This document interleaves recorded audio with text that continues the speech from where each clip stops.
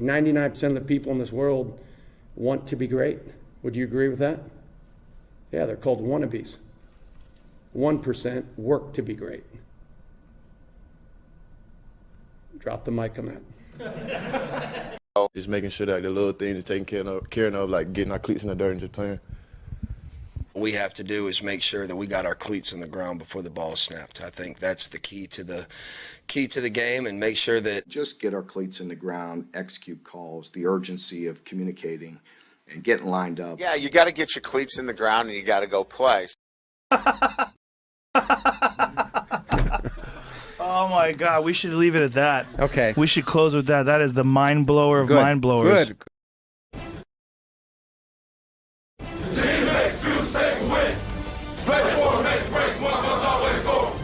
If it hurts, you ain't the race, we'll get you, don't let us put on more steam. Protect our kickers, our quarterback, our lead, our ball game. All obstacles, block, cut, sides, 2 games after this win in. Rush you again, here for the first minute. Can everybody keep there 6 minutes?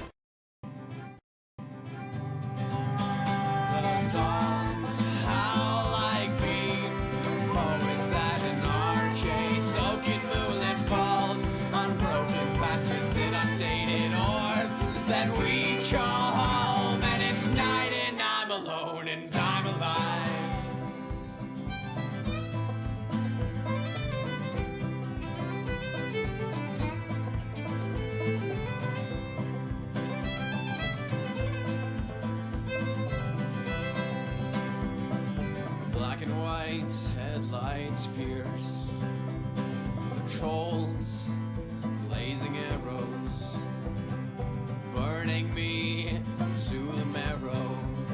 But fire brings peace as well as it brings fear. You're the only thing I hear, and I want that.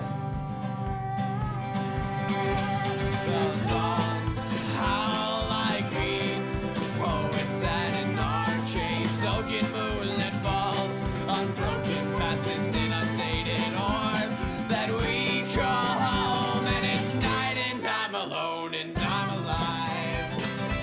The dogs howl like me, poets at an arcade, soaking moonlit smashed and broken in the sea. When we wake up each cold morning and the birds sing their warning songs.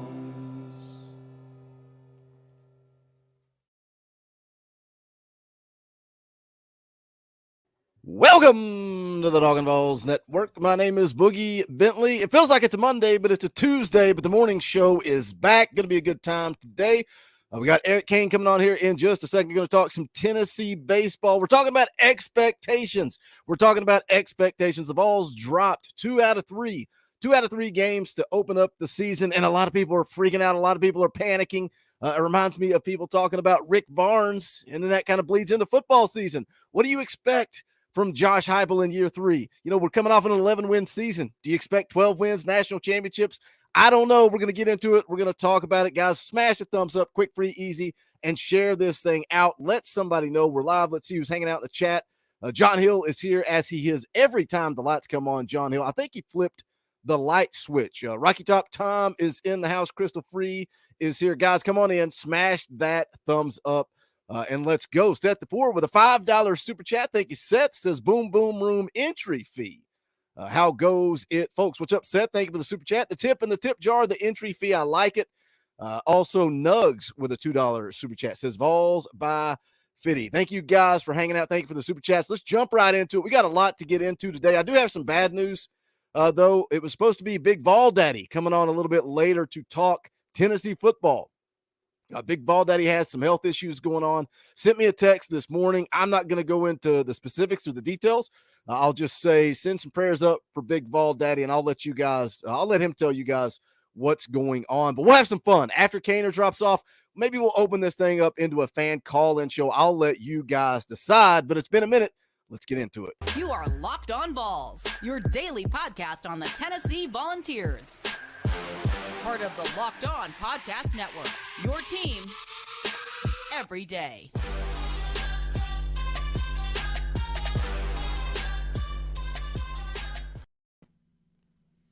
morning, Cainer. Good morning. Hey, I'm reading the comments over here. And Rocky Top Tom, it's time for Brainer. Combo of Cainer and Boogie, which makes your socks roll up and down all on their own. I love that. Oh, yeah, I like that one. I'm down. Hey, it's been a minute. I think we're supposed to hate each other, though, according to some people on the internet. I'm not grateful. I'm not grateful for you. That's what it is, right? You got to love the internet. But hey, man, it has been a minute. Somebody did say, Boogie told you plainly the last time they were together, they probably wouldn't collaborate much during the offseason. But look, man, you're doing a great job covering baseball. I know you actually went out west covering the opening series. Didn't necessarily go Tennessee's way, but there's some stuff we can get into, talk about. Again, Tennessee dropped 2 out of 3 in the MLB Desert Invitational. But I guess, first and foremost, what I want to know, you going out there to cover it, what was the atmosphere like? Obviously, that second game, that Saturday night game, that on TV sounded like an SEC game. But what was the environment like out there? Yeah, I mean, the environment outside of that Saturday game was, kind of quiet. I mean, you got to think about it. You got teams from all over the country coming out to the deserts. Not a whole lot of fans are going to travel. I mean, it's expensive.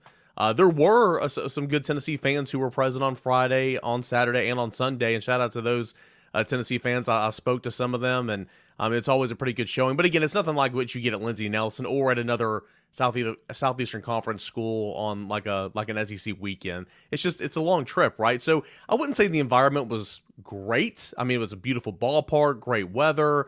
It was a little chilly on Friday and all that, but Saturday, as you pointed out, I mean, it was legit. And I think that was really important for this team because you go into a home ballpark in Grand Canyon. It was like one of the more unique atmospheres I've ever seen. They don't have football, so they take everything else pretty seriously. In my opinion, that it's not in the best part of town, so the students stay on campus and they just get rowdy and rowdy. There was a band, there was cheerleaders, there was a mascot, all that was in pregame, and then there was 6,000 heckling fans screaming and going nuts all game long. So it was really good for Tennessee to face that type of environment on Saturday because you're not going to get that type of environment until Southeastern Conference play starts later on in March. And so overall, the environment was great. I had so much fun being out there, and it was good just to see baseball again.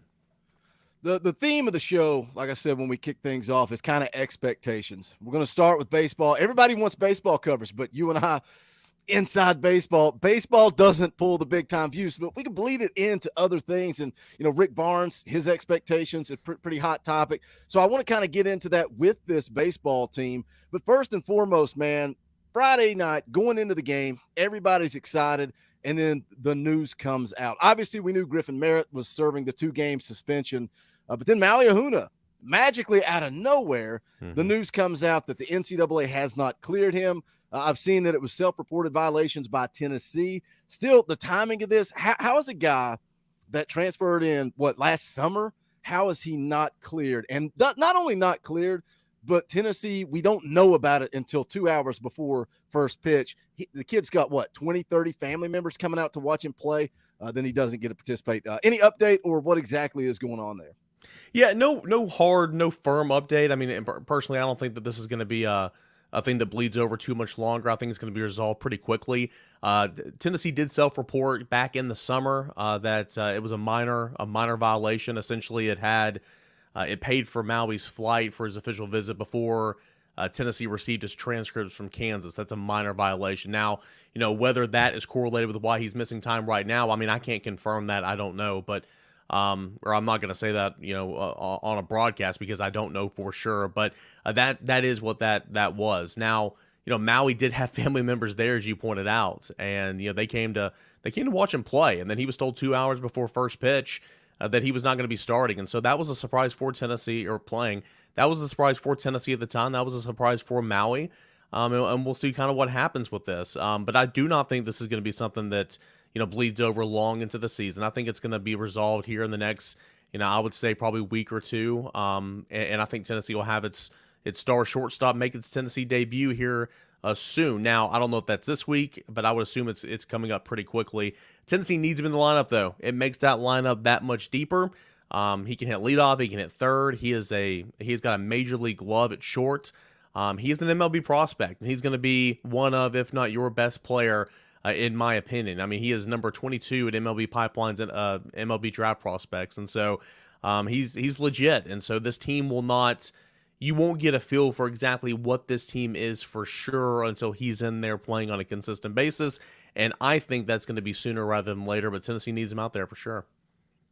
Nugs with a $2 super chat. Thank you, Nugs. Appreciate that. Y'all hate each other. Now do a Royal Rumble. Hey, for the right amount, I'll jump in the car and drive down to Knoxville. The super chat's got to be a little bit bigger than $2, but appreciate that, Nugs. Thank you for the tip in the tip jar, my man. Well, you talk about the potential of Ahuna and his draft status. And, it's the same with some of the guys on this pitching staff. Tennessee's got some talent, but this is a different ball club than last year. And Tony Vitello's kind of talked about how, hey, that was a seasoned group. We knew that group. And something, quick little plug for VolQuest, what you're doing over there with Luke Lipsius, great stuff. And something that Luke said in your show last week was this team's got to figure out their identity. Like last year's team knew who they were. This team is still trying to gel. They're trying to figure out who they are. But all that said, expectations heading into 2023. I loved the interview with Chase Dolander. I don't know if you watched the TV broadcast. I doubt you did. Since you were there covering it, I don't think you went back and watched it a second time. They were interviewing Chase Dolander on Saturday, and he said, last year was an anomaly.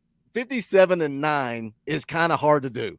And I think, and this is not me preaching or talking down to people or being disrespectful. I think a team that had that much success, and then even the team in 2021 that kind of got hot, right? They were scrappy. They made a run. They made it to the College World Series. I think you got a lot of new baseball fans that are watching, and that's great. It's great for the sport. It's great for the university, but I don't think people realize just how difficult baseball is. Last year, that team led the nation in home runs. They led the nation in ERA. That's not easy to do.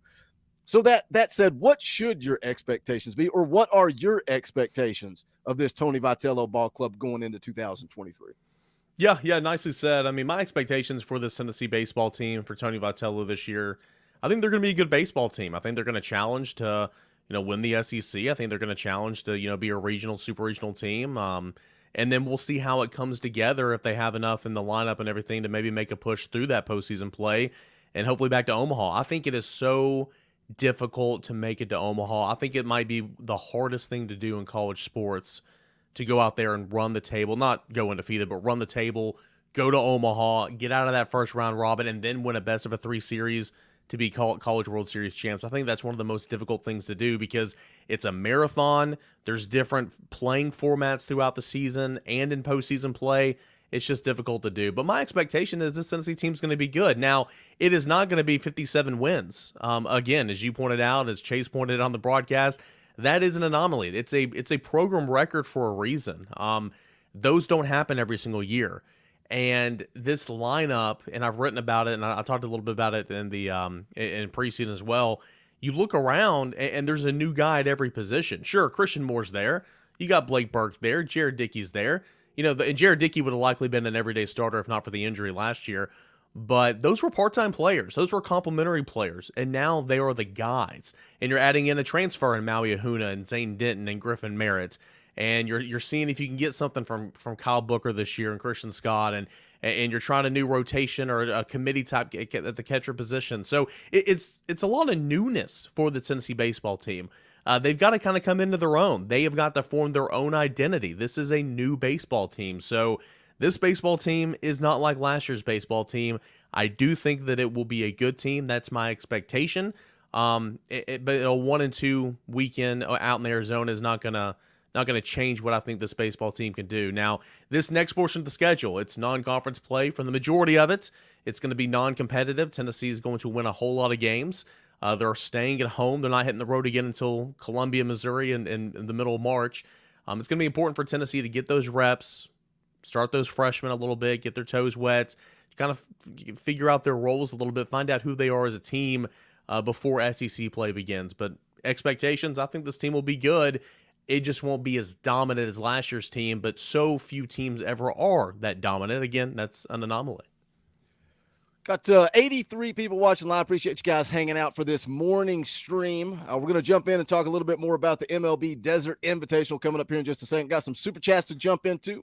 Nugs for 10. Thank you for that. Kaner, to answer your question from your show this morning, I'm watching this basketball team like I used to watch the football team. No to low expectations. Wake me up when we get to the Sweet 16. Well, let me bleed what I was going to wrap you up with, but because Nugs paying customer, $10 super chat brings up the basketball team. Guys, make sure you go over and check out Locked On Vols, posted earlier this morning after we wrap up here. Go check that out. But talking about the basketball team, him saying, Nug says my expectations, no to low. What are the expectations of Rick Barnes? And, it seems like baseball, basketball are so different than football, right? And a lot of times, this is something I was going to talk about with the baseball team, is we guys that played baseball, that love baseball, always say, it's just baseball. It's just baseball. But sometimes a lot of people don't get that. Yeah. That's what I was going to say. Like, it almost comes off as arrogance. Yeah. And I was even going to ask you, like, I've said it. I guarantee you that you said it because I know you played baseball. What exactly does "it's just baseball" mean? And then we'll kind of talk a little bit about Rick Barnes and what are your expectations of him as a tennis. What do you expect from the Tennessee basketball program? Do you expect national championships, or you just want a team that's relevant? I'm throwing 14 different directions at you. You can pick one and go with it. Sometimes baseball is just baseball. It means you can go out there and you can get a good starting pitching performance, but you're shut down by the other team's ace and you have 3 hits and you manage only 1 run and lose 2-1. And your other guy on the mound gets a no decision, but he pitched into the 7th inning at 90 pitches with 7 strikeouts, but doesn't get the win. That's baseball sometimes. Sometimes it's baseball to where you're trying to protect a 2-run lead going into the 9th inning, and a 2-base error at short, allows the team to come in and tie, and you lose in extras. Sometimes that's just baseball. It's got a funny way of humbling you, but the good thing about baseball is, for the most part, you're back at it the next day. And in Major League Baseball, you play every day, so you get another chance. You get another chance to kind of rectify those mistakes or whatever, and you got to have a short-term memory because, again, it's a marathon, not a sprint. And I say this every single year as we head into basketball season. We talked about it on the radio, and I talk about it on my show and all that. It's a lot of times, and again, I'm like you, I'm not preaching or talking down or anything, but a lot of times we, as fans, watching the University of Tennessee, we correlate a loss in basketball like a loss in football. Those two losses don't hold near the same amount of weight. In football, you have 12 regular season games. A loss hurts. In basketball, you have a lot of games. You don't want to have a lot of losses, but one loss in conference play is not going to kill you, right? In baseball, it's even more minuscule than that. A loss here, that's okay. A 1-2 weekend in the desert, that is okay. Now, not going to say everything's roses. I mean, Tony Vitello was not a happy camper. Tennessee went out there and only won 1 game. You wanted to go out there and have a good showing for the fans who showed up. So that's a little disappointing, but it's okay. Losses happen in baseball. It is, again, for the 14th time, it's a marathon, not a sprint. So the expectation talk is really interesting when you correlate it from Tennessee football to basketball and then to baseball. And then you ask about basketball. Like, my expectations for the Tennessee basketball team, oh, man, it's tough because, night in and night out, I think Tennessee can beat anybody in the country. And then I think Tennessee can lose to, sadly, almost anybody in the country. It's inconsistent play from what we've seen so far from this team offensively is just really disheartening because it puts so much pressure. The inconsistent play of the front court puts so much pressure on the guys in the back court like Vescovy and Ziegler, and some of these guys really keep them close and make shots, and that's frustrating. In my opinion, there's no alpha dog offensively. There's no guy that just can go and get a bucket, and I think Tennessee's missed that. But I think the lack of a consistent presence offensively in the blocks is just – it's hurt this team. So my expectation for Tennessee is to go out there and play good defense pretty much every single night. Even though there's been some cracks in the armor the last couple of weeks, they're still the number 1 defense in the land. That will give you an opportunity to win every single game. And I expect Tennessee to win some games and lose some games. They won Alabama last week. Did not shock me whatsoever, even down 2 starters.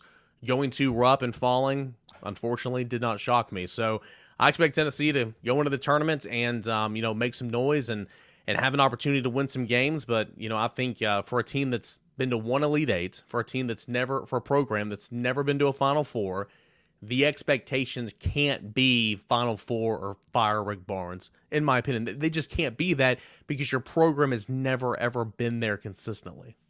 Yeah, and I think that's where I'm at with that conversation. And I'm not a big basketball guy. I'll keep up. I check the scores, see if they won. And it's like you said, it did not surprise me at all that they beat the number 1 Alabama basketball team. Didn't surprise me. And then they turn around and lose to Kentucky. It did not surprised at all. It's kind of who this team is. But when I sit back and I look at the overall picture, as the University of Tennessee, where do you want your basketball team? And first of all, if you fire Rick Barnes, who are you going to hire? Who's going to come in here and be better than Rick Barnes? But if you've got a guy that can have you consistently nationally relevant year in and year out with an opportunity to go make a run in the tournament, I think that's all you need to ask for. Now, football is a different animal.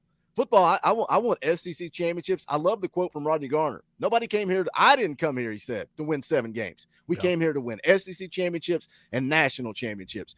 And I think that's where I'm at. Now, the baseball team, I got a little bit higher standard for Tony Vitello because I think he is a special, special guy. And I think he's going to win. Obviously, already won SEC championship, going to win national championships. I truly believe that. Crawdad Watson for 2. Eric, how much would it cost for Hubbard to come on? That's not going to happen. He's not more than $2. Yeah, he's not going to associate with us heathens over here on the Talkin VAWLS network. John Hill for 10. Entry fee. I like the entry fee. Somebody started it. To come on the show, you got to pay an entry fee. So I appreciate that, John.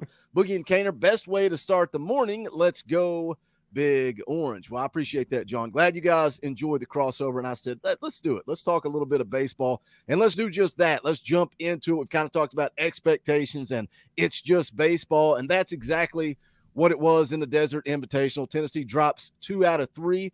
But when you look at the weekend, right, Tennessee, Arizona, they lost 3-1.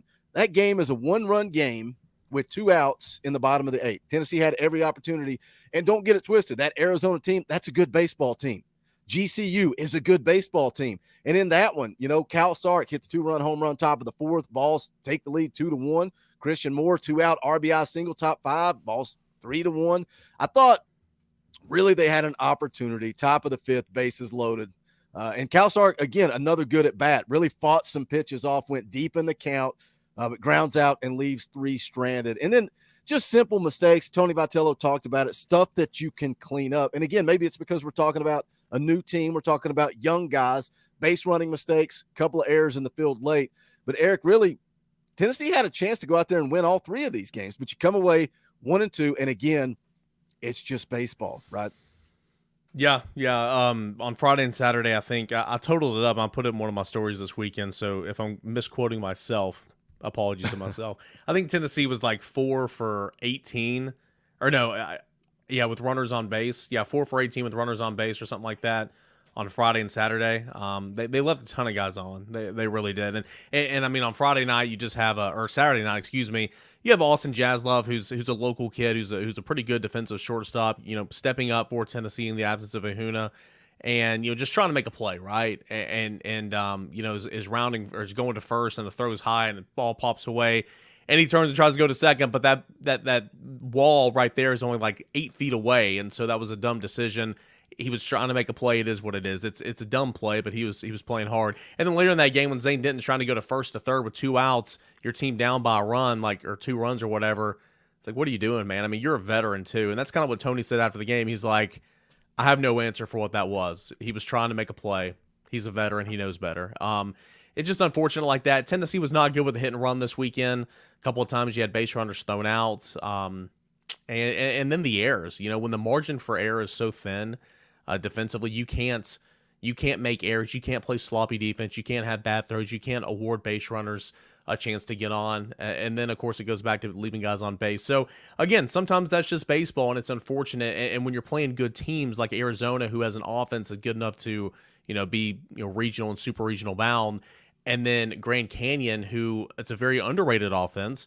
It's got one of the best players in the country that Tennessee saw and will ever see, even in SEC play, in Jacob Wilson at shortstop. In that environment, you can't afford to just give outs away on the base pass. You can't afford to play sloppy defense. And that's kind of what Tennessee did the first 2 nights, unfortunately. So you come back, you get now I'm not going to sit here and the win Sunday was great. Don't get me wrong. UC Davis is not a juggernaut. They're not on the same level as the other 2 teams, in my opinion. Drew Beam was so good on Sunday, and Tennessee's bats finally came alive. They had reminiscent of last year, a 4-run 7th inning. Tennessee able to break that game wide open and got good pitching. The pitching all weekend long was really good, in my opinion. Good enough to win every single game. But Tennessee just came away 1 for 2. So, again, it was a good learning experience. I feel like it was a good environment. That's why you play these tournaments type in the preseason. Last year they went to the Round Rock Classic in Texas, and that was a good experience. This year they're the MLB Deserts. Next year, I'm not sure what their plans are, but it was good for Tennessee to see that, again, coming back and playing some lower competition for the next month. Yeah, and I always go back to that series, the Red Rock, Round Rock, whatever it was called last year. Tennessee lost that first game to Texas, right? They really hadn't played. They played, I think, Georgia Southern, played a couple of series leading into that. They dropped that Texas game, and I think it was actually Chase Dolander in the Baylor game, maybe the second game. He got shelled, even though they came away with a win, but it was kind of the same dynamic last year. It's panic mode. Oh, no, Tennessee lost, and it's like, let's just be patient. Starting pitching, you think this football team, this baseball team has the best weekend rotation. You mentioned Drew Beam, 6 scoreless innings, had 6 strikeouts. I felt like Chase Burns, Chase Dolander, I felt like their pitch count, especially Burns, pitch count got really high in that first inning. Dolander. And then, you know, these guys, you know, first series, they're going to be on a pitch count. It's just baseball, right? That's one of those things. But really, I think this, you know, is there a team in the country that has a better 3-man rotation for the weekend than Tennessee? I don't see it. I mean, I'm not going to pretend to know everything about every single college baseball team in America. It's a lot different from football, but it'd be hard-pressed to find a better starting rotation, no doubt. I mean, you've got 3 preseason All-Americans, 2 postseason All-Americans from last year. You got the SEC Pitcher of the Year. You have the SEC Freshman of the Year. You have a combined 26-2 record coming back on the mound. I mean, we can go on and on and on and on. I mean, Tennessee's in a great spot. And when you have Drew Beam as your Sunday guy, I mean, he's a guy that'd be starting on Fridays, the majority of every team in the country, right? And so it's pretty unique, man. I mean, Chase Dolander, he's going to get a ton of strikeouts, and he's the one you're referencing on Friday night. I mean, he had 29 pitches in that first inning, and so you knew it was going to be a long night for him in terms of, I guess, not going deep into the game because of that pitch count. But Chase Dolander is going to be a top 5 pick in the MLB draft to come this summer. He's really, really talented, a nice blend of pitches. You go to Chase Burns, who I thought overall, you know, Dolander and Burns both went 4 2/3 to give up 2 runs. They almost had identical stat lines, but he left with the lead. And I thought overall he pitched a little bit better than Chase Dolander did on Saturday in that environment. And the stones on that kid going in, squaring off against Texas last year in that Round Rock Classic or whatever we're talking about, and, you know, pitching 7 innings or whatever against the #1 team. And then on Saturday going into Grand Canyon's University and doing what he did. And last year, of course, starting on those Friday night starts. He's a good one, man. And then, of course, I mentioned Drew Beam. So Tennessee's in a really good spot. And what I like about Tennessee's staff overall, when I spoke with Tony in preseason, he said, I feel comfortable in saying this entering the season. This is as deep as we are as a staff since I've been here. You got those 3, right? And then think about your swingmen, your long relief, or guys that can pretty much do anything for you. Camden Sewell, who's going to pitch this year. He didn't pitch over the weekend, but he's fine. Andrew Lindsay, who came on, made his debut. You got Seth Halverson, who came on and made his debut. And then you've got, you know, Kirby Connell, who came on and got Tennessee out of jams. Of course, we know all about Kirby. You got that. You got new guys like Jacob Benby. I mean, I can go on and on and on. Tennessee's so deep in terms of the staff that I think that's going to win the Vols a lot of games this year. If you have the arms, typically you are going to go places, and Tennessee has the arms. And so it'd be hard-pressed to find, really, in terms of the entire pitching staff in America, in my opinion, but certainly the starting rotation, it has got to be the best in the country. Yeah, and a guy like Sewell, you know, you talk about you get late into the season, you get into SEC tournament, you get into postseason. A guy like Sewell's a guy you can bring in, you got that extra starter. And we saw that, I can't remember if it was last year or the year before. It's just nasty, nasty stuff. I'm excited about this baseball team. They play actually an early Tuesday game today, 4:30 against Alabama A&M on the SEC Network Plus. That's the beautiful thing. If you get ESPN Plus for the most part, obviously this past weekend it was all MLB.com or the MLB whatever network. But most of the time, ESPN Plus, it's like $7 a month. You get to watch every single one of these baseball games. Now, sometimes like they did on Sunday, sometimes like they do on the midweek game, you get that one camera angle and no comment. I can't sit through that. I will say this, and it's a question I got a lot on Sunday because that was the only game of the weekend for Tennessee that wasn't on the MLB Network. It was only streamed, and that, I don't know if you tuned in on Sunday, but it was that stagnant camera and it was awful. And so there's a lot of people asking, this reminds me, are the midweek productions going to be any better? Anybody that didn't see my comments, I spoke to somebody at Tennessee, and there's going to be a minimum of 3 camera setup for midweek games. Apparently, the new one that they're shooting in from center field is a new camera, And so that's going to look really, really good. It won't be the normal 4 to 5 camera setup that you would have on an SEC network broadcast, but it sounds like the midweek productions are going to be a little bit better this year. So you got that to look forward to. Are they going to put commentary on it? Is there going to be a commentary team? That I don't know. I don't know. A lot of times that there is, but I know sometimes there's not. So I would assume the majority of those would have one. Okay. Yeah, I can't sit and watch one solid camera angle with no that's a rough ask. And I love some baseball, but that's a rough ask. MG Way becomes a member of the channel. Appreciate that support. Thank you guys. Emoji access. Drop those custom Talkin Balls emojis in the chat. Canner, we're going to get you out of here. Give us a couple of plugs. Obviously, you got Locked On Vols every single day, except for yesterday. Was that the first time since you went to YouTube that you missed? I'll excuse it. Thank you. Thank you. Yeah, I was, the airport Wi-Fi is not very good, nor is an ideal place to record. But yeah, man, it's full-fledged baseball season for me now. I'm kind of jumping into the diamond sport right now, and so a lot of baseball content. But of course, we're talking Tennessee football every single day, and watching this basketball team. Recruiting never stops. Locked On Balls every single day. YouTube, like that channel, and you can follow me on Twitter @_Caner, where I post all my work from VolQuest.com as well. I'll encourage you guys, anybody that's here that is a baseball fan, go check out what Caner's doing with Luke Lipsius. Great, really good stuff. I love. What are you dropping that every Tuesday?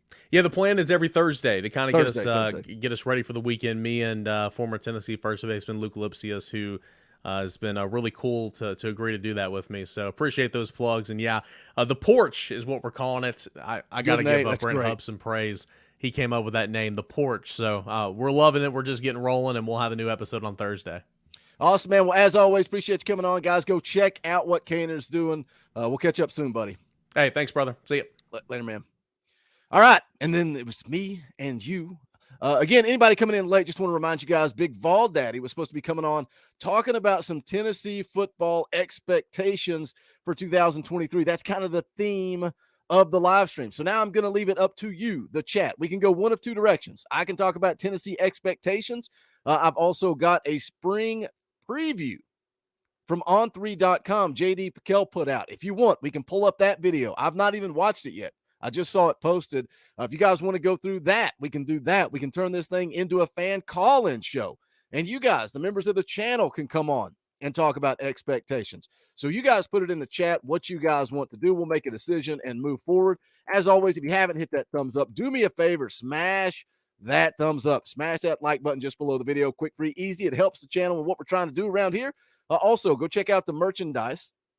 You can go to bonfire.com/store/Talkin Balls. We appreciate anybody that's picking up merchandise. I love to see you guys tagging me on Twitter @Boogie Bentley.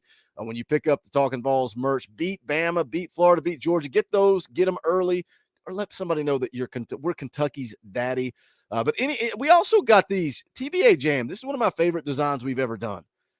And obviously, you guys know I love the arcade machines. I got the NBA Jam back here. That's what this theme is. Thompson Bowling Arena, TBA Jam, Talkin Vols edition for all you basketball fans. So, again, go check it out. Bonfire.com/store/Talkin Balls. Also want to thank the members of the channel. I do it every video, but it's true, man. You guys that are members are the reason I could pull the trigger to do this thing full time. You can hit that join button down below. It's as little as 99 cents a month. That's it, $1. 20,000 subscribers. If half of you join the channel for 99 cents a month, we would be doing great. What's up, Dakota? Good to see you in the chat, buddy. Said, thanks for reminding me to hit the like button because I forgot today. See, that's why you got to say smash the thumbs up. You got to remind people. Nick Williams says 10 wins is the expectation. That's the conversation. That is the conversation. What are the expectations for Josh Heupel and this football team rolling into 2023? Year one, Josh Heupel overachieved. Coming in, we didn't expect anything. We didn't expect anything from Josh Heupel. And he overachieved in year one. Year two, kind of the same. We just want to see some momentum. Continue to build, continue to get better, improve that win-loss record, recruit, get through the NCAA investigation, and see where we end up. Nobody in this fan base, nobody legitimately, truly believed in an 11-win season. I don't think anybody really believed in that. And when you look at what the roster has lost, losing Hendon Hooker, I think is the big one, right? I think Jalen Hyatt can be replaced. I love Jalen Hyatt. I thought he had a great year, but I also think he can be replaced. Dante Thornton coming in, the talent that Tennessee has at wide receiver, I think he can be replaced. What does Joe Milton look like? But what is the expectation What are you guys going to be happy with, or what is going to be, what's going to piss you off when it comes to this team in 2023? Nobody's really saying what they want in the chat. So here's what we're going to do. We're going to pull up this video from on3.com. JD Piquel is talking about spring preview and questions for Josh Heupel and this football team. So we're going to go through this. We will continue to read your comments. I'm interested to see what JD Piquel says, talking about a spring preview and questions. What questions does this football team have? So let's take a listen to this. And that's how we'll wrap up the show here. We'll go through this. It's about an 8-minute video. We'll pause, make comments. Let's see what JD Piquel has to say about the Vols. Spring is in the air, and with that comes spring football. With spring football comes spring question marks. Let's take a look at the Tennessee Volunteers. One of y'all jumped in the comment section of one of our last videos and said, hey, I appreciate you're asking spring questions about other programs. Talk about my team. Talk about Tennessee. So here we are. Again, we're the People's Show doing that. So subscribe if you haven't already. My first question for Tennessee football, headed into the spring. You're not going to watch a lot of it until we get to the spring game, but you're going to keep track of rumblings. What are the rumblings around a one Joe Milton? Now, when you want to keep track of these rumblings, head on over to VolQuest, the Tennessee on 3 site. They do a phenomenal job. Or you what go are to we the hearing Talkin about VAWLS Joe Milton Network, behind right here closed on doors, YouTube. the people that watch practice? There's 2 ways this could go. The first way it could go is, let me start right there because I don't like that comment. I mean, some of it I do like. He's talking about Joe Milton. He refers you to VolQuest. Go check out VolQuest because they actually get to watch practice. Well, not necessarily.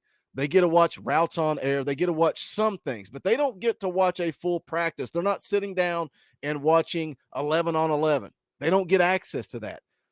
Now, some of you guys may go, Boogie, you 2 years ago, you were all about Joe Milton because of what was going on in practice, but that was coming from certain people. That was coming from Jason Swain of EFL, a guy that did get to watch the full practice. And that's the thing. There are some former volunteer football players that have access to full practice, and they also are a part of the media. So that's where I was gauging, we can watch routes on air, but does that really truly tell you what Joe Milton has? So that's an interesting comment from JD Piquel. But let's hear what he has to say. hey, he looks sharp. He picked up right where he left off in the bowl game. He looks in command. This is very obviously Joe Milton's team. That's what you would like to hear if you're a Tennessee Volunteer fan. Now, what you won't hear is, hey, Joe Milton looks bad. Joe Milton doesn't have it together. Joe Milton's off schedule. You're not going to hear that because it's spring football and it's just straight up a dangerous thing to speak in absolutes.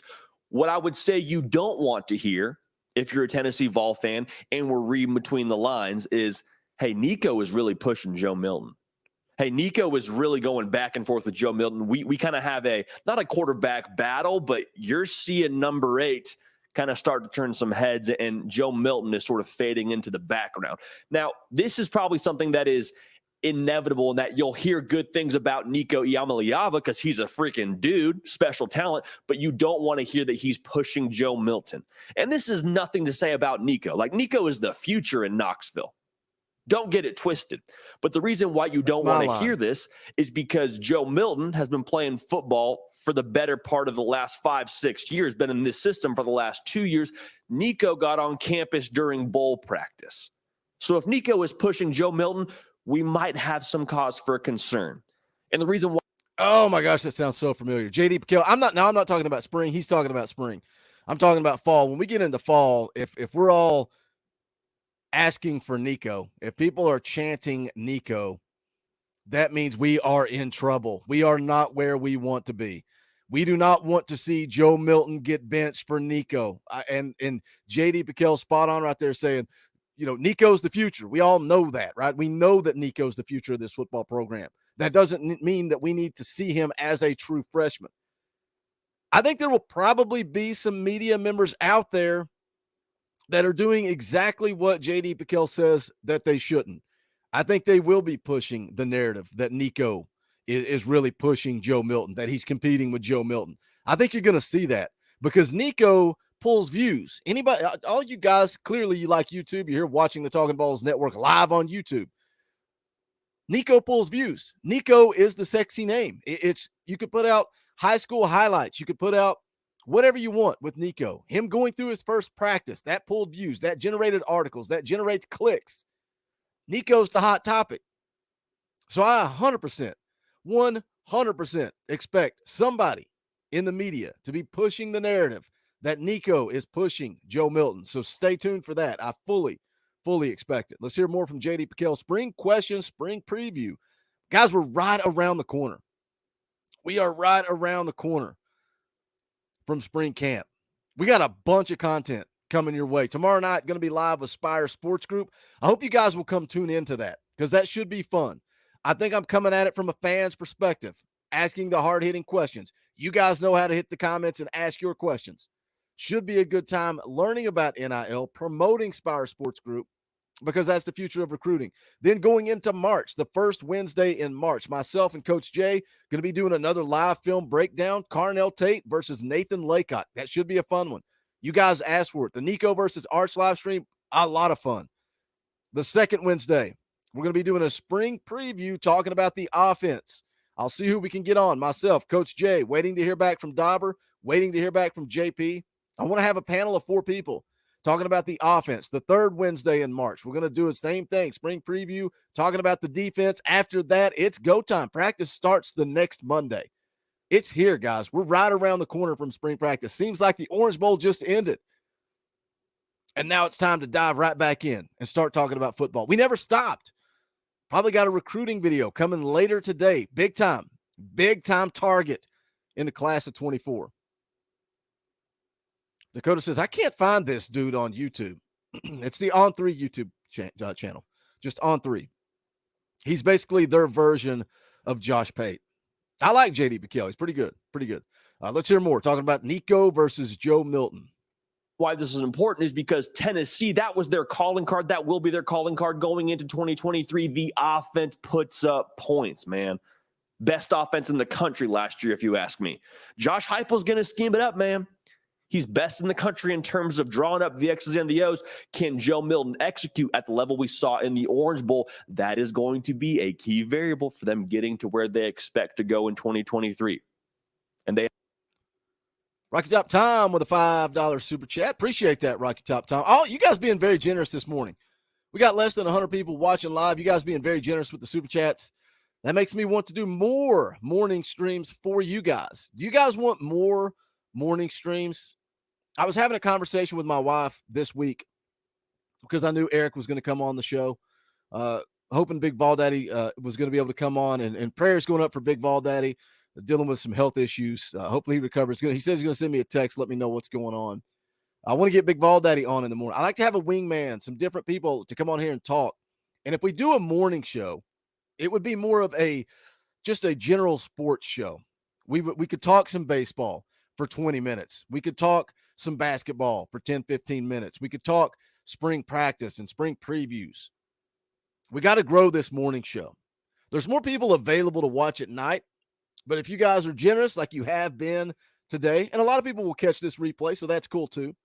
But I appreciate it, Rocky Top Tom. Thank you for the $5. Says a year supporting Joe from the sideline and learning coaches system will do Nico a world of good. Exactly. I agree, Tom. That's exactly what we need. That's exactly what we need is a year for Nico to develop. That's the key word, develop, learn the offense. And he's already putting in the work. They talked about when he came back for spring practice, he already had the entire playbook, terminology, everything uploaded to his iPad. The kid's doing his homework. But this is year 3 in this offense for Joe Milton. Year 3. We know he's got the cannon. He's got an absolute cannon. Does he truly grasp this offense? I think he does. Thank you,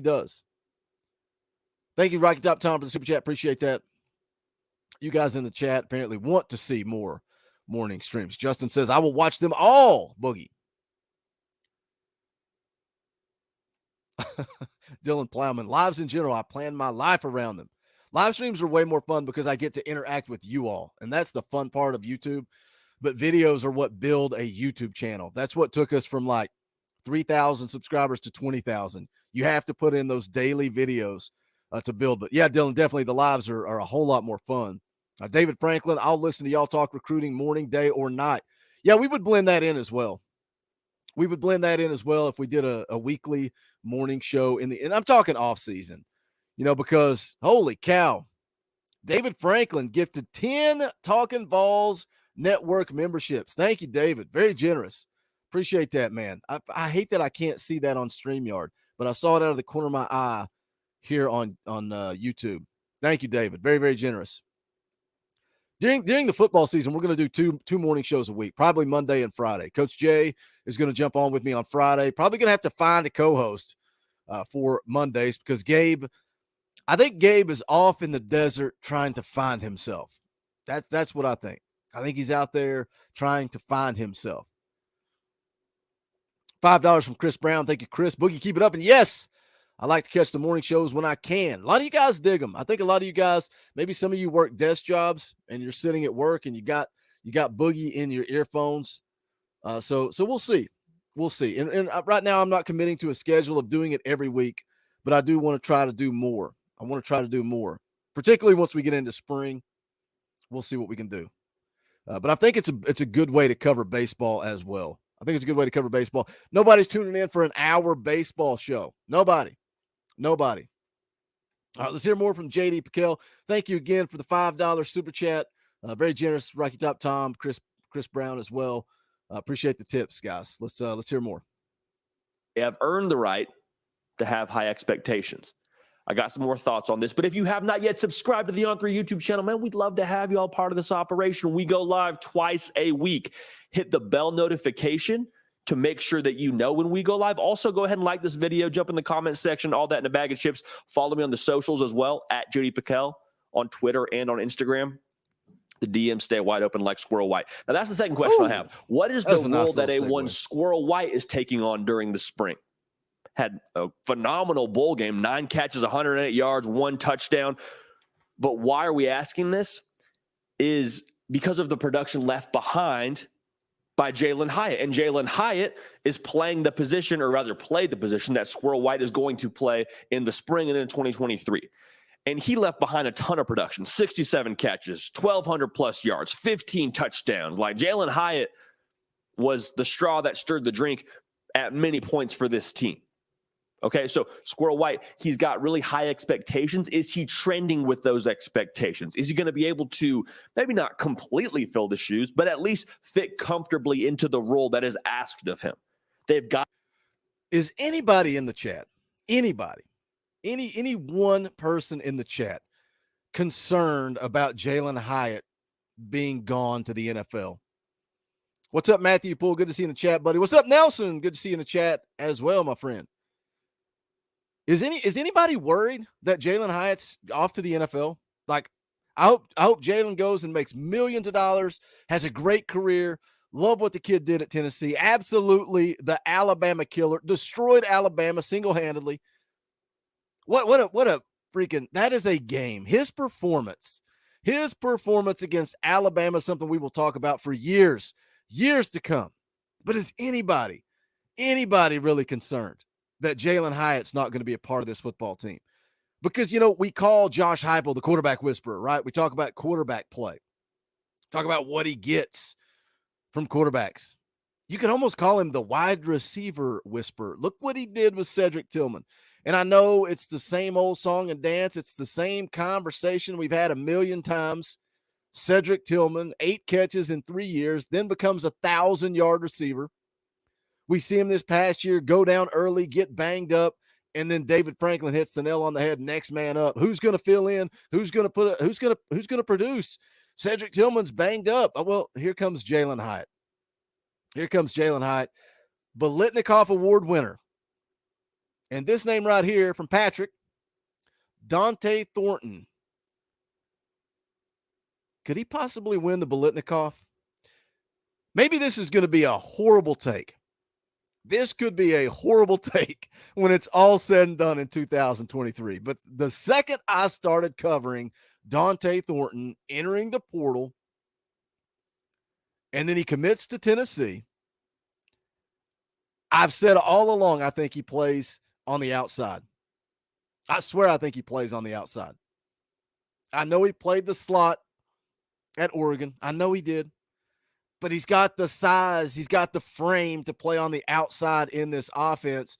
And then on top of that, I can't remember if it was Halsley. I think it was Joey Halsley talking about him, saying they're going to be able to move him around and create mismatches, which is what they did with Jalen Hyatt. So it really doesn't matter if he plays outside or if he plays in the slot. They're going to move him around and they're going to get him open. But I think when you've got somebody as talented as Squirrel White in the slot who's produced as a freshman, you know, we saw it obviously in the Orange Bowl, Joe Milton connecting with Squirrel White, but we saw it prior to that, right, in mop-up duty. And I get it, it's mop-up duty, probably doesn't mean as much. But we saw Squirrel White open all the time. All the time. So I think the key is you've got to find a way to get Brew McCoy, Squirrel White, and Dante Thornton on the field at the same time. No disrespect to Ramel Keaton. I like Ramel Keaton. I would love nothing more than Ramel Keaton to come out and have an absolute huge year in 2023. I want it to be a problem where we as fans can't decide which wide receiver we want on the field. But take these wide receivers, take Brew McCoy, take Dante Thornton, take Squirrel White, take Ramel Keaton, and this is no disrespect. Go put him in another offense. Go put him in Georgia's offense. Go put him in Alabama's offense. Do their numbers go up or do they go down? And now take Alabama's receivers. Take Georgia's receivers. Put them in this offense. Do their numbers go up or do they go down? We're talking about the number one offense in the country. Number one. What happens when we start getting legitimate dudes on this football team? And that's not disrespect. And somebody left a comment a couple of weeks ago and says, when Boogie says no disrespect, he's 100% about to disrespect somebody. Maybe that's true. Maybe that's true. But you got Nico on the way, 5-star talent. I got a video coming later today with another elite prospect. The type of kids that you add to this offense. I asked Coach Jay this a couple of videos ago. We were doing a film breakdown. I said, you're talking about the number one scoring offense in the country, number one yards per game, number one quarterback efficiency. Can the number one offense in the country get better? And Coach Jay said, absolutely 100% it gets better. Recruiting. Jimmy's and Joe's. Josh Heupel is going to be unstoppable. Unstoppable on offense. All right, let's hear a little bit more from J.D. Piquel. Still got around 90 people watching live. Guys, smash the thumbs up. Share this thing out. Share this thing out. Hit that share button down below. Blast it out on Twitter. Go retweet that we're live. Post it on Facebook. Let somebody know we're live. It's a tough time of year for old Boogie. You guys got to help us grow this thing. We appreciate it. Let's hear more from J.D. Piquel. Out of their weapons on this team. They've got other weapons they can throw the football to, but in that slot receiver position, that speed burner type, they're going to ask a lot of you. Can Squirrel White answer the call to action? Going back to expectations, he set the bar pretty high for himself heading into spring practice. Again, going back to VolQuest, the Tennessee on 3 site, make sure you got a membership there because they're going to keep track of spring practice. We're going to have spring intel on this show for you as well, but in real time, they'll make sure that you're locked in with everything Squirrel White centric. And this is a chance for him to even increase the momentum behind the Squirrel White train. You hear what I'm saying? Like, it's not going to be a matter of hearing anything negative about him during the spring. But in spring, for my money, no news can sometimes not be great news. Not no news is bad news, but you want to hear, hey, Squirrel White lit it up during one-on-one. Squirrel White is taking control of that slot receiver position because that just tells you he's doing the right things before Saturdays get here to be a playmaker when it comes to the fall. It all starts in spring practice, man. I'm telling you, there's no absolutes, but you set the temperature for 2023 during spring practice. And my last question, the last thing that I want to preview a little bit here is the secondary. Y'all, we know what the secondary was last year at Tennessee. What can it be? Because they won an Orange Bowl with a secondary that wasn't, I don't want to say bad, but statistically, they had some issues, and they were extremely inconsistent. Allowed somewhere to the neighborhood of like 280 yards a game through the year. It's hard to win that way. I'm curious to see if he mentions or even brings up the fact that most of the secondary, trying to Google something real quick. Most of the secondary was banged up during spring last year. And I think that played a factor in it. That's not an excuse, but something else. As he is, I know the narrative. I've listened to it. I've read comments. I've watched videos. I've read articles. The narrative is going to be just how bad the defense is. 22.8 points per game for this defense. I couldn't remember the exact number. 22.8 points per game allowed. That's good for 36th in the country defensively. Now, is that a terrible defense? Or is that a defense that frustrated us in a game like South Carolina? Gave up a lot of points to Alabama, but found a way to get the win. I think in year 2 with Tim Banks as the defensive coordinator, 22.8 points per game, 36th in the country is pretty dang good. That's pretty dang good. Green Wave in the chat says we played against some really good quarterbacks also. You play in the SEC, you're playing against the best week in and week out. Zachary says the defense was not good at all. Well, I would say 36th in the country is pretty dang good. I think the narrative is just to destroy and bury and hate on the defense. I want to see what Tim Banks can do in year 3. I think the defense is going to improve. I think they're going to take a step. I think you've added some guys in the secondary. Matt Mars with a great point. Great point. You're giving up 22.8 points per game, 36th ranked scoring defense in the country, and you're playing opposite an offense that goes 100 miles an hour. 100 miles an hour. You got to play more snaps, more opportunities for the other team. And you're still 36th nationally in scoring defense. I think the narrative is just to hate on the defense, and I think that's what it's always going to be. As long as Josh Heupel is on Rocky Top, I think that's always going to be the narrative. Let's hear what JD Piquel has to say. I'm just speculating what road he's going to go down here. Again, I've not listened to this video. I just saw it pop up right after Big Vol Daddy texted me and said he wasn't going to be able to make it on. I was like, we could watch that video and see what JD Piquel says. And the reason why I want to keep track of how they're progressing is it could end up being the ceiling for this team. No more Hendon Hooker. The offense is going to have to gel a little bit. 1, do they allow them time to gel?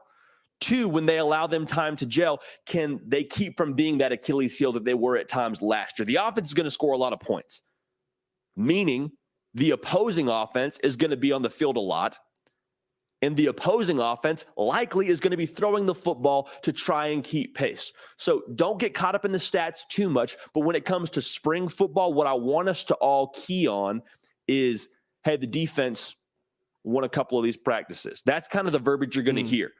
Yeah, great competitive practice. If I had to pick a side today, it would go to the defense. That's good news for the secondary, because this Josh Heupel offense, as much as they want to run the football, they're going to take some vertical shots deep. You're going to see that in practice. You're practicing against one of the best vertical offenses in the country if you're the Tennessee secondary. Can they progress? Can they win some practices? We're not going to get any questions answered. We're not going to get any absolutes answered for 2023, but it sets the bar at a place where you're excited about the progress of that secondary headed into 2023. I think it was Hubs over at VolQuest last year that said, you want to hear a little bit of the defense won, a little bit of the offense won. You never want to come out of spring just hearing, well, the offense won every scrimmage. The offense won every time they went head-to-head. That means you got a problem on your hands. So, again, J.D. Piquel kind of doubling down on that. You never want to hear one side of the ball consistently winning. Aaron Duck in the chat, a couple of years, I believe we have a drastically better secondary. I think they improved this year, but you're right, Aaron. Once they got some legitimate dudes committed in the class of 23, legitimate corners, and I'm excited to see how they progress. So, yeah, I agree with you. In a couple of years, it's going to be drastically different. But that kind of comes full circle back to the point of the show. What are the expectations in year 3? You're coming off of an 11-win season. So all these top-ranked 5-star prospects all around the country have been in Knoxville already for Junior Day, had 2 Junior Days in January, and had some legitimate dudes. The number 1 ranked running back in the country in town, top-ranked receivers in town, top-ranked all across the board, every position. Legitimate 5-star dudes. They're showing interest, and they're all talking about visited for the Alabama game, visited for the Florida game. 11-win season, Orange Bowl win. Winning is the answer, boys. Yes, NIL is part of it. Yes, relationships is part of recruiting. Winning solves all your problems. Every problem you've got is solved by winning football games. So what does Josh Heupel, what does this football team have to do in year 3 to continue that momentum?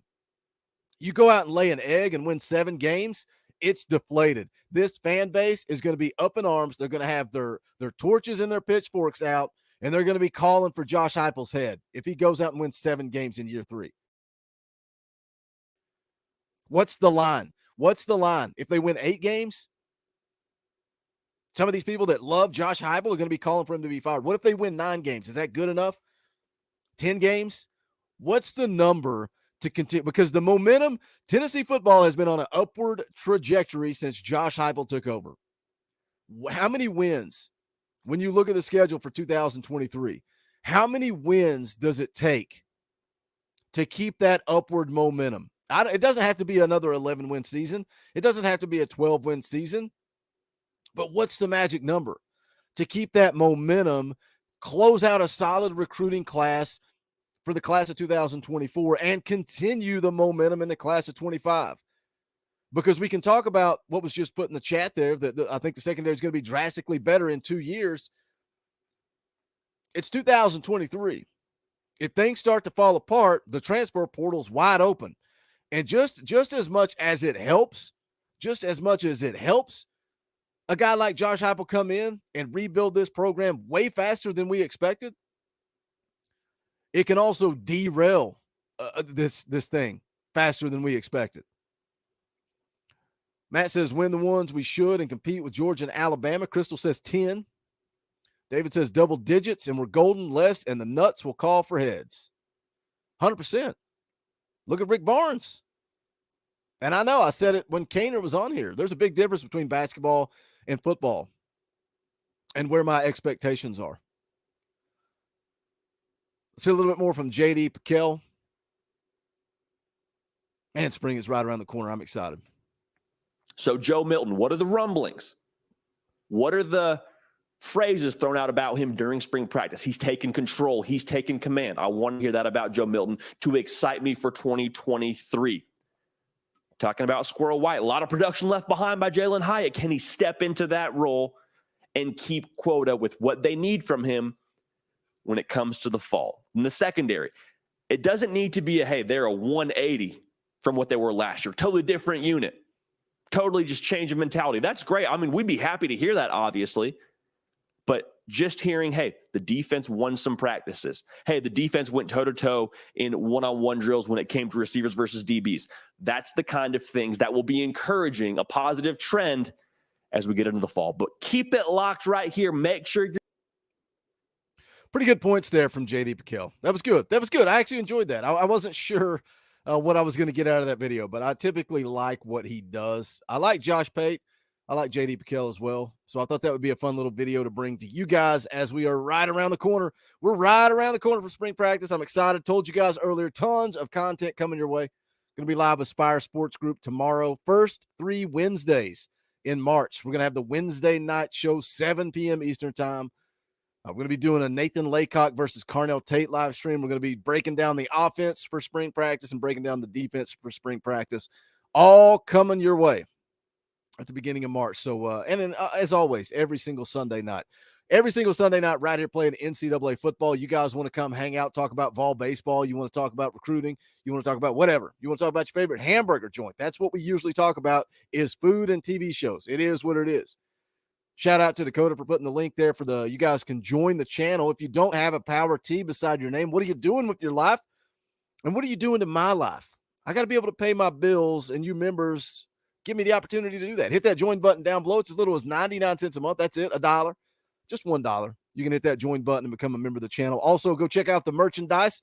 The link to all of that is in the description below as well. But I'm going to wrap this thing up. Appreciate you guys hanging out. Again, got a video coming your way a little bit later today, so make sure you check back for that. It's in the world of recruiting. It's going to be a good one. But that's going to do it for this one. This is the Talkin VAWLS Network. My name is Boogie Bentley. Go Big Orange.